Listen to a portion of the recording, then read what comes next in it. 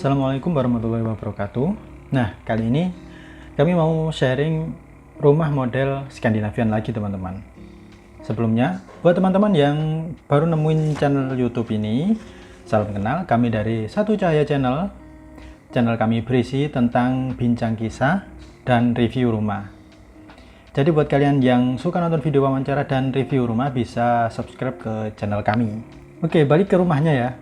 Nah, rumah ini ada di Sidoarjo dan gak jauh dari rumah yang ada di video rumah kami sebelumnya. Nah, untuk spesifikasinya adalah sebagai berikut. Rumah ini mempunyai luas tanah 73,5 atau sisi terpanjang bangunan adalah 10,5 dan lebarnya 7 meter. Luas bangunannya sendiri 58 meter persegi. Dan luas carport yang ada di depan 3 kali 4,75 dan ada halaman dengan ukuran 4 kali 4,75 meter. Dan tadi halaman sama carport itu sudah termasuk dalam luas tanahnya ya. Nah, rumah dengan model Skandinavian ini hampir memenuhi standar rumah yang saya tetapkan sih, standar pribadi ya. Antara lain listriknya standar nggak gede-gede banget. Kalau buat saya 1300 watt, ada ruang terbuka di belakang, septic tank ada di luar karena beberapa tempat yang pernah saya tinggali itu septic tanknya ada di tempat yang aneh-aneh. Yang satu ada di bawah kamar mandi pas, yang satu ada di depan rumah dan tidak ada indikator atau sesuatu yang menunjukkan kalau itu septic tank. Terus letak pompa yang lebih mudah ketika ada perawatan atau mungkin kalau ada rusak dan lain sebagainya, karena di rumah yang pernah saya tinggali juga itu pompanya ada di tempat yang nyelempit, maksudnya ada di tempat yang ya nggak mudah untuk dijangkau lah. Nah, mulai dari depan langsung disambut oleh carport dan jendela kaca yang cukup luas sehingga memudahkan cahaya masuk. Bukan malah pintu yang kita temui, bukan. Nah, pintunya itu masuk tersembunyi di dalam sana, di pojokan. Nah, kemudian di lantai pertama ini ada ruang tamu dengan luas 4 kali 2,5. Ini bebas sih, mau jadi ruang tamu, ruang nonton, ruang apa kayak bebas.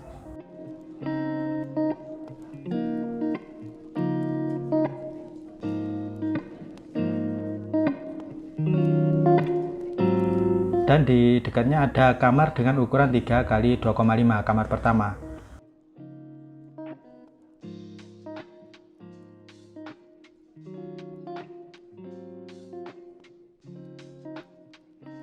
Lalu kamar mandi dengan level yang agak menurun, split level, yang sudah menggunakan kloset duduk, shower, dan sudah ada exhaustnya.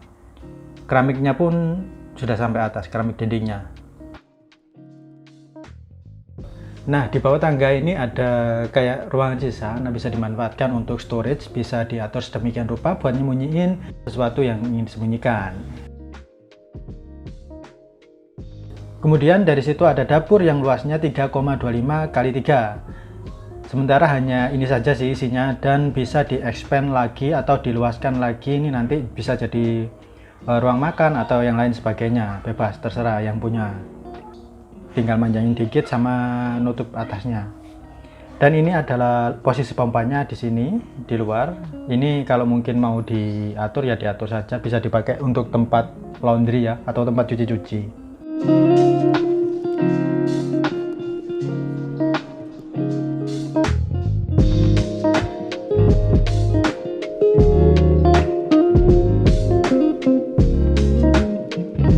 Lanjut naik ke lantai 2, ada 2 kamar dan 1 kamar mandi yang juga sama seperti di lantai pertama tadi, di lantai 1. Kamar mandinya dengan kloset duduk dan shower, cuma di sini nggak ada exhaustnya, langsung pakai jendela.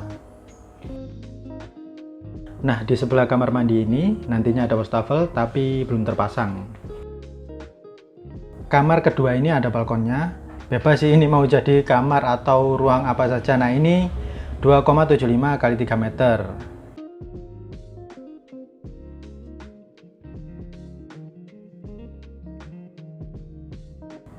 Di sebelahnya ada kamar lain kamar ketiga yang sisi terpanjangnya 3,5 kali sisi terlebarnya itu 2,4, karena ini bentuknya nggak benar-benar persegi sih.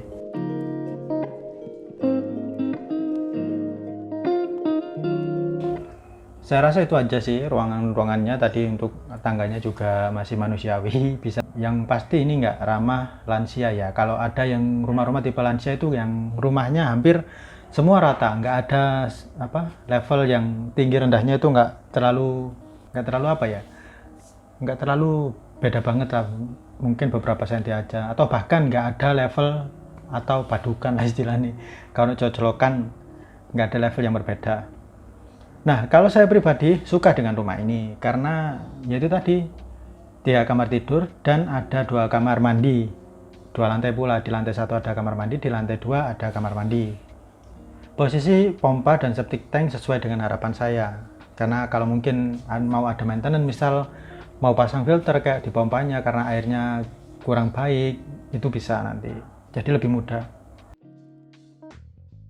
Ada balkon di lantai 2, mungkin mau duduk-duduk ya, meskipun nggak luas sih ya, mau duduk-duduk menikmati kopi sambil lihat tetangga yang sedang seliweran. Terus juga kamar mandi yang di bawah itu split level, keren.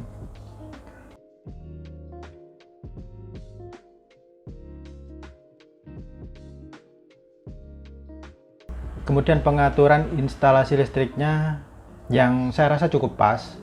Posisi-posisinya juga di tiap kamar ada kayak instalasi buat kabel antena. Jadi nanti kabel antenanya tinggal pasang aja.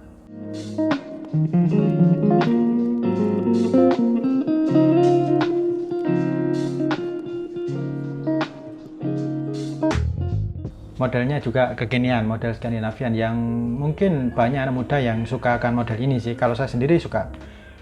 Kemudian juga sirkulasi udara yang cukup bagus.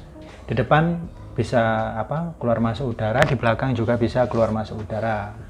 Jadi cuman ketutup kiri kanannya aja, kalau belakangnya ditutup juga, waduh angel.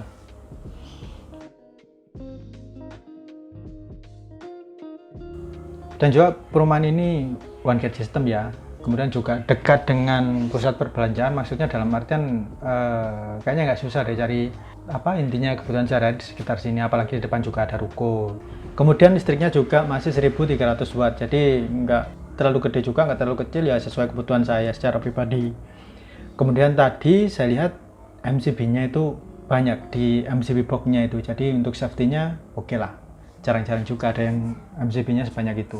Dan untuk tambahan spesifikasi secara teknis sih katanya pondasinya pakai strus, terus dindingnya bata ringan plaster, lantai granit ya, rangka atap galvalum, terus gentengnya pakai genteng beton plat, plafonnya gypsum, finishing cat, kusennya aluminium. Dan buat teman-teman yang tertarik untuk membeli rumah ini, ketika saya membuat video ini rumah ini masih tersedia. Jadi bisa hubungi kontak di kolom deskripsi untuk tanya-tanya. Sekian dari saya. Semoga bermanfaat untuk referensi rumah Anda yang mau beli rumah atau mau renovasi rumah seperti ini. Sekian, mohon maaf apabila ada salah kata. Assalamualaikum.